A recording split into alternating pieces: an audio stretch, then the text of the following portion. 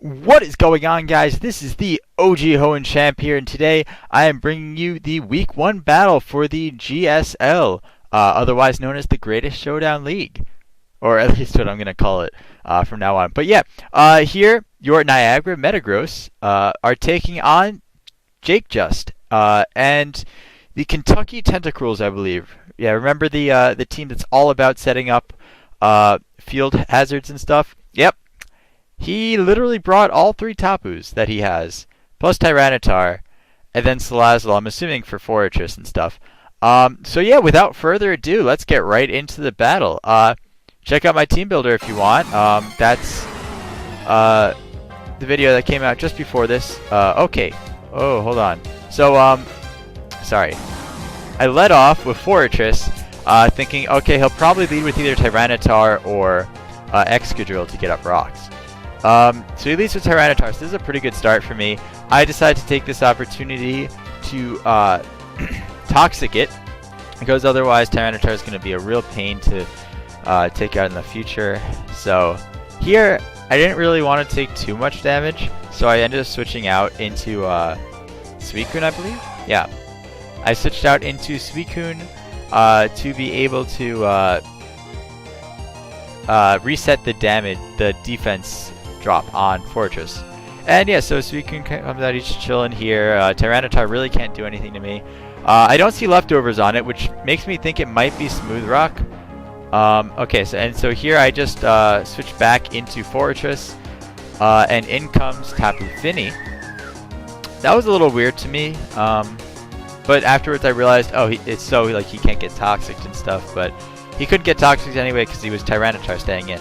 I guess he didn't want to get scalded though. So here I take the opportunity to set up my Stealth Rocks so that I'll be doing chip damage. Most importantly to the Salazzle when it comes in, so in case that's like sashed or something, or one of the other Pokemon is sashed, it just breaks it right away.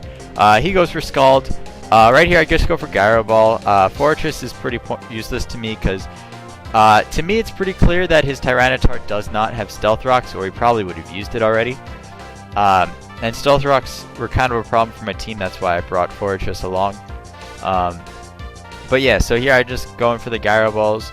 I know I can very easily just bring in Ditto here, copy its stat boost, and outspeed and take it out. He goes for Scald again. He still does not kill me, so this is good. I keep getting some chip damage from Gyro Ball, and the Sandstorm as well, which he's taking damage from, and the Misty Terrain wears off. So here I decided to go for Toxic in case he missed or went for another Calm Mind or something. He actually has Protect instead, so he has Calm Mind, Scald, Toxic, no, Protect, and later we'll actually see that he does have Toxic. Yeah, here I bring in Suicune because I decided, hey, I could probably use Fortress as Death Fodder later for something. There's really no need for it to go down right away and take too much damage. So here I just go for the Toxic. I want to get chip damage on this thing as much as possible. And here he reveals he actually has Toxic as well, which I find a little bit strange on a Tapu Fini set. Because generally it's in when Misty Terrain is up, but clearly this thing was meant to be in for a long time, so decent prep on his part. Personally, I would have preferred Moonblast. I would have rather run Moonblast over Toxic or Protect, but I mean, that's just me. So here I switch in Fort McHenry just to kind of sack off. So I have a free swap into Ditto now, which I do right now. And so, in case you guys don't know for some reason, Ditto's Imposter ability lets it change into the Pokemon exactly at the moment it swaps in with stat boosts, with ability, and with its stats exactly. The only thing it doesn't copy is status conditions.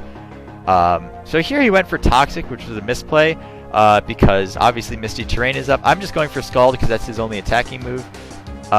Doing about 10% damage to him, but he's not going to be able to touch me either because I also have 2x special defense, as well as Tapu Fini's really good natural special defense as well. And here you're about to see how much special attack Tapu Fini actually has in general. So he actually switches here, not sure why. He switches into Tapu Koko instead of trying to let the turns of I only have 5 PP for Scald. Instead of letting that wear down, he actually goes into Tapu Fini and just gets annihilated. I think I would have lived any hit from it anyway. So next comes in Tapu Lele. I'm just going to stay in and go for Scald again because unless he has Psyshock, he's not doing anything to me. He actually has Psychic. Even if he had Psyshock, I would have been fine. I get the lucky burn here. So originally I was planning on staying in if it lived.